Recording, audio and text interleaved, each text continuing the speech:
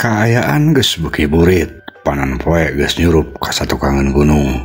Kaganti ku cahaya layung anu hibar warna koneng umyang matak pikabitaeun. Dina kaayaan kitu, Ceu Yati keuleuh pangincig rek ka imah Mbah Radia. Bari naleungeunna ngengerek ceceting anu dipake ngawadahan daging hayam hideung teh, pesenan Mbah Radia. Lempangna meuni sumanget bari nyipta-nyipta bakal menang di tambahan duit di Mbah Radia. Da cenah geus hasil menang hayam hideung teh pesenana. Pokona mah aing kudu menang di tambahan duit tah ti Mbah Radia. Heueuh bener, kari pintar-pintarna bae aing ngomong. Heueuh dari neangan hayam hideung teh sepisan atuh. Jadi wayahna Mbah Radia teh kudu nambah di duit ka aing. Heueuh bener, kitu bae lah ngomongna mah. Gampang aja mah eta mah ngolona.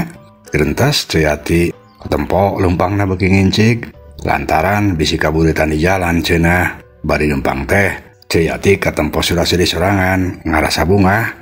Geus asa kajadian bae manehna teh dibere duit tambahan deui ku Mbah Radia. Teu kungsi lila Ceu Yati geus anjog ka hareupeun imah Mbah Radia.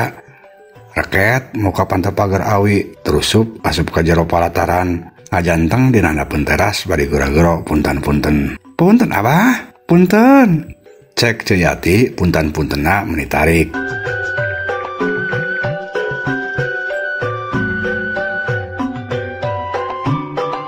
Ari Mbah Radiana keur dariuk di tengah imah jeung Ambu Edoh. Paromanduanana masih keneh katempo bakatut haseum. Sigana mah masih keneh pambok-ambok. Tapi barang ngadenge sora anu punten-punten di luar, Mbah Radia meuni curinghak, tuluy hudang tina diukna. Ari Ambu Edohna meuni morongos nempo Mbah Radia curinghak kitu teh. Reka mana? Eta anu punten-punten di luar. Sorana mah Ceu Yati. Sigana mah rek nganterkeun hayam hideung pesanan Abah. Tembal Mbah Radia. Geus cicing. Langsung curinghak bae ari ngadenge sora awewe teh. Cicing diuk. Keur ku kami nu nyampeurna. Cek Ambu Edoh. Mbah Radia ngan saukur ngarenghap, tuluy mah brek deui diuk. Teu wani nyampeurkeun ka hareup, dasieun ku Ambu Edoh. Meureun bisi dijiwir deui cirina kos tadi basa kapergok jeung mimaraah teh. Sedengkeun Ambu Edoh tuluy jeung nangtung samemeh leumpang ngarere tila ka Mbah Radia, pok ngomong. Geus diduitan teh hayam teh? Ya enggeus atuh Ambu. Sabaraha? Buah mahal teuing. Harga hayam aya umumna ngan 7.000 perak. Nya atuh sakitu, ku Abah diduitan oge ngan 7.000. Umum bae jeung batur. Bener sakitu? Da apal sok ka mangkaolo ari ku awewe teh. Ye, ngan sakitu bener. Abah mah ngan duit 7.000. Awaskeun rek ditanyakeun. Namun mulina leuwih ti harga sakitu, rasakeun bae pokona mah. Cek Ambu Edoh ngancam. Tuluy bae indit leumpang ka hareup rek nyamper ka Ceu Yati nyokot daging hayam. Mbah Radia reuas beukitna meuni sepa. Be cilaka mamale deui bae yeuh sakieu carana mah. Aduh cari aing masih keneh nyeri kudu dipulitirkeun tadi sigana bakal leuwih nyeri deui kieu carana. Kerentas Mbah Radia bari tuluy manehna nangtung lalaunan meuni ti jengke-jengke bae nuturkeun Ambu Edoh.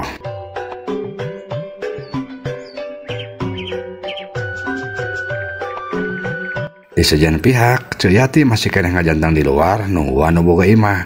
Tuluy ngageroan deui punten-punten. Punten, Mbah. Punten. Cek Ceu Yati. Reket kadenge panto dibuka. Ceu Yati meuni curinghak bunga. Lantaran cek pikir manehna pasti Mbah Radia anu muka panto teh, tapi barang bray si horeng Ambu Edoh. Ceu Yati anu geus bunga suraseuh teh langsung bae walem.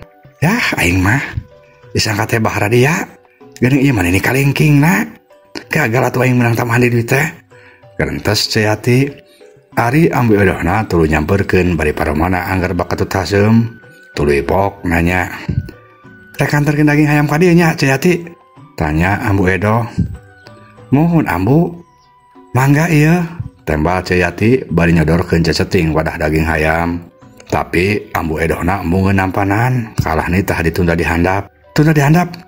Kami mah antip atare maleungeun nyamal misin teh. Bisi tepak bae malaratna. Cek Ambu Edoh. Atuh ngadenge omongan Ambu Edoh kitu teh asa karasa nyenghak kana hate Ceu Yati. Ngan manehna geus apal kana sifat Ambu Edoh. Jadina najan sakumaha seueurna oge ku Ceu Yati teu dilayanan. Dasar awe jurig ini kalengking. Lamun lain di imahna dipariaskeun tah ku aing beheungna. Kerentas Ceu Yati. Bari tuluy manehna nu ceceting wadah daging hayam di hareupeun Ambu Edoh. Tos atuh mangga Ambu. Tah nyangakeun daging hayamna. Cek Ceyati bari rek ngareos Indit. Kela, can anggeus urusan ieu teh. Ulah pada Indit bae atuh. Cek Ambu Edoh deui. Ari ceceting wadah daging hayam nama can di tempo-tempo acan. Aya pikir sendiri naon atuh Ambu? Tanya Ceyati bari malik deui. Tadi si Abah meuli daging ka maneh sabaraha? Tanya Ambu Edoh. Ceyati rek ngap nembalan, tapi keur kitu katempo ku manehna Bahradia geus nangtung di lawang. Ngangkat leungeunna duanana, nu katuhu nuduhkeun 5 ku jarina, nu kenca nuduhkeun 2. Maksudna mah ngabejaan ka Ceyati supaya nyebutkeun dibelina daging hayam teh 700. Ngan hajakal Ceyatina teu ngartieun. Manehna kalah kerung bari panonna nempokeun ka palebah Bahradia. Atuh nempo kalakuan Ceyati kitu, Ambu Edoh jadi curiga. Red kana beugeut Ceyati, tuluy red ka tukang. Breh katempo Bahradia kerunya renyu keneh, bari mere kode ka Ceyati. Atuh hayab be Ambu Edoh teh langsung hayab deui bae hatena. Kot kana ceceting anu ditunda dihandap ku Ceyati, blor bae dibawetkeun ka Bahradia. Brak nenggel pisan kana beungeutna. Daging hayam nama jelang Ambu Edoh molotot bari nyarekan. Dasar teh eueuhan siap bangka waras ya. Sakitu hareupeun teh aya pamajikan. Wawanyanan keneh ngarewan awe goreng dodonges ya. Cek Ambu Edoh. Atuh Bahradia teh meuli calangap. Keur kitu digebug deui ku gagang sapu ku Ambu Edohna. Meni diprakpek siga nu hayang puas. Atuh Bahradia teh meni ampun-ampunan. Sedengkeun Ceyatina buru-buru lompat kabur. Aya seueuh aya kaguguna oge. Dasar apes aing mah disangka rek menang deui daman duit. Heureuk kah pamangina teh jeung barongan. Kerentas Ceyati baring hibrit balik. Cag urang tunda heula.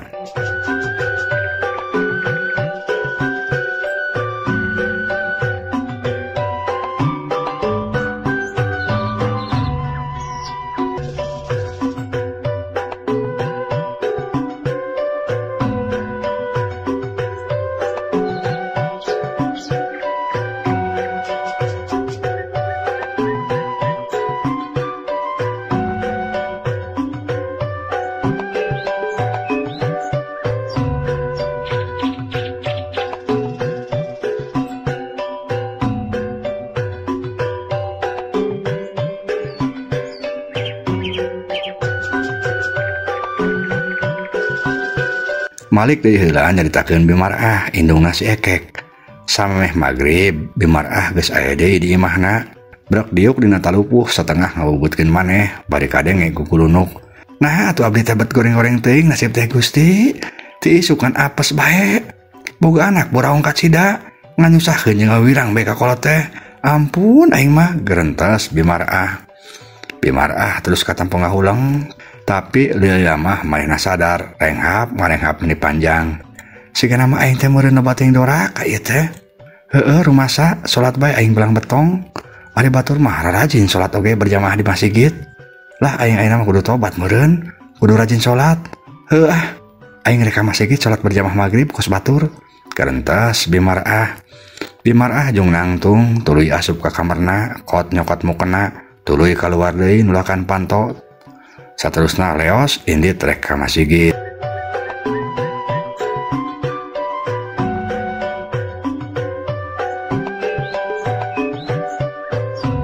Di sejen pihak si Ekek jeung si Dayat keur laleumpang duaan. Balik ti warung Ceyati teh, tos ngajual hayam hideung ladang maling ti Bahradia teh. Bari laleumpang duana kadenge gara lecok ngobrol. Lain euy Ekek, kumaha engkena euy. Ban eta hayam anu radang mok ti Bahradia teh si horeng rek dijual deui ka Bahradia ku Ceyatina. Aduh pasti kanyawan atuh euy lamun kieu carana mah urang teh. Cek si Dayat mimiti kadenge cumarita. Ya, ilaing mah di pikiran sagala nu kitu oge. Kawas kakarek basi mok teh. Tembal si Ekek. Heueuh. Tapi lamun bener-bener kanyawan rek kumaha sia. Geus tah kumaha berehna bae. Kumaha gletek batuna kacabur caina bae beuna ge.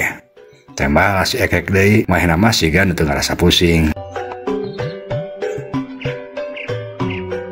Si Ekek jeung si Dayat terus saleumpang.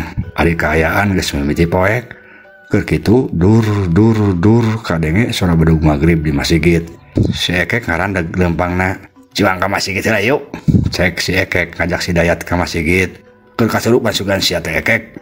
Tarati sasari lain ngajak ka masjid. Ye lain kitu euy. Biasa hari wayah kieu nyilas maya bebene dewek sok ka Masigit cuang dipegat di jalan euy.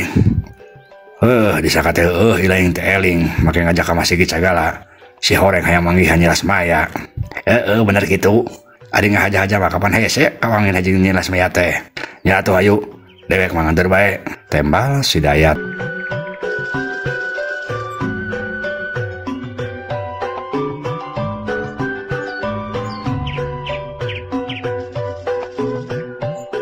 Satuluyna si Ekek jeung si Dayat malengkol ka jalan anu arahna ka Masigit.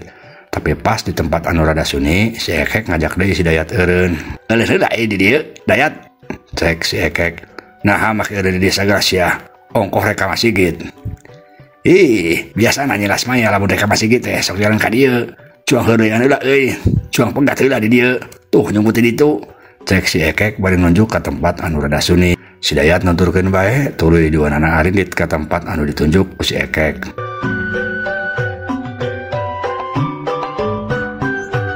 Si Ekek jeung si Dayat terus nyarumput bari ngarawaskeun ka jalan. Kaayaan beuki lila beuki poek. Reungit terus napuk kana beungeut, leungeun jeung suku. Si Dayat geus mimiti kesel. "Geus lah balik bae Kek. Sigana mah nyilas mayana ge moal ka Masigit ieu. Sabar heula sakedeung atuh euy. Dewek mah panasaran. Sabar sakedeung ari ka babaturan teh kudu ngadukung atuh sia mah. Lain dewek geus teu kuat. Ieu loba reungit arateul. Geus wayahan atuh. Sabar sakedeung deui." Cek si Ekek.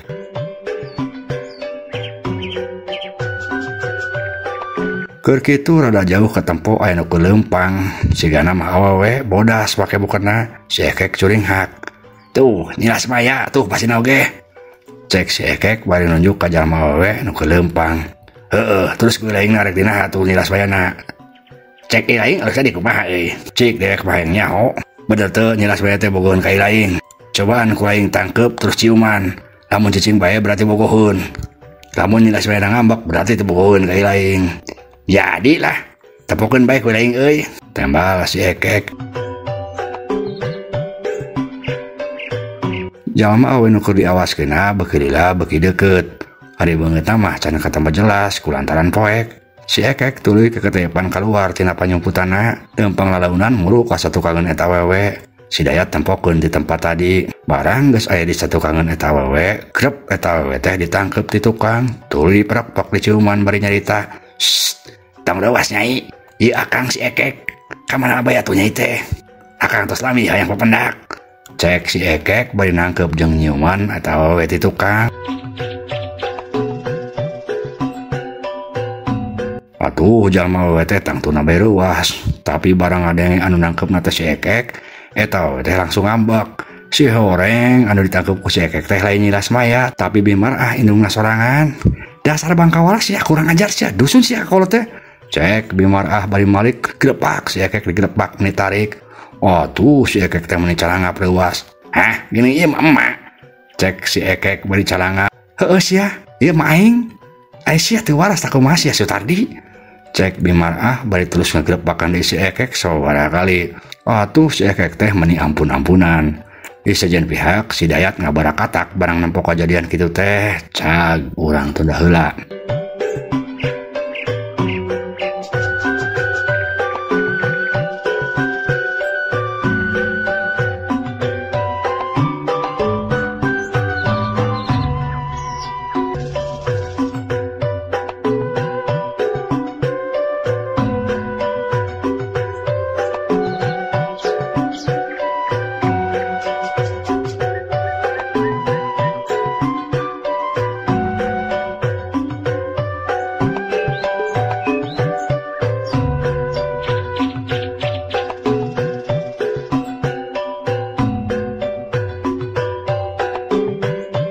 Kaayaan geus beuki peuting di lembur Cipansur geus mimiti simpeh malah teu sirikna kadenge anu batuk-batuk acan. Teuing kumaha sorat tong geret jeung cari cangkas oge harita mah siga nu ngadadak cempe. Dina kaayaan kitu Bahradia keur diuk sila di goah bari nyahareupan susuguh. Pletek mencet menyan, tuluy diseungeut, serebung haseupna meni nyerebung. Bahradia katempok kunyam-kunyem, tuluy kadenge nyarita siga bae nu keur ngomong hareupeun jalma. "Nuhun kaulanan Kanjeng Gusti Prabu Durakumala junjungan abdi. Mugi Gusti Prabu kersa dongkap nedunan pangangkir sim abdi.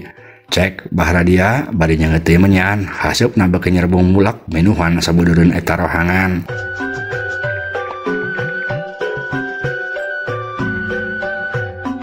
Keur kitu rieg imah teh karasa ngarieg meni rongkah.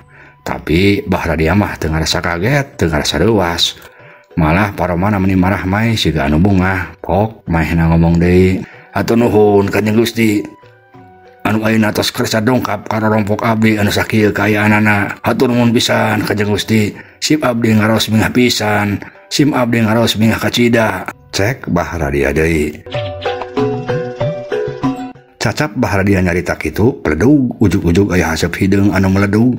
Muih beuki lila beuki kandel, tungtung nama cenggelek ngawujud jadi makhluk dikasieun anu dina tarangna aya tandukan hiji, ari sihung narang geteng.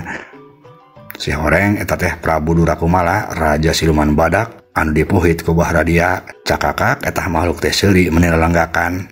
Wah, Bahradia alus euy. Sia ayeuna geus nedunan ka hayang aing. Cek eta makhluk. Ari Bahradiana buru-buru dongko cedok nyembah. Atur nuhun Kanjeng Gusti. Sim abdi bingah pisan ku kanongkapan Gusti. Ayeuna sim abdi bade. Sia Radia teh kudu diteruskeun sia.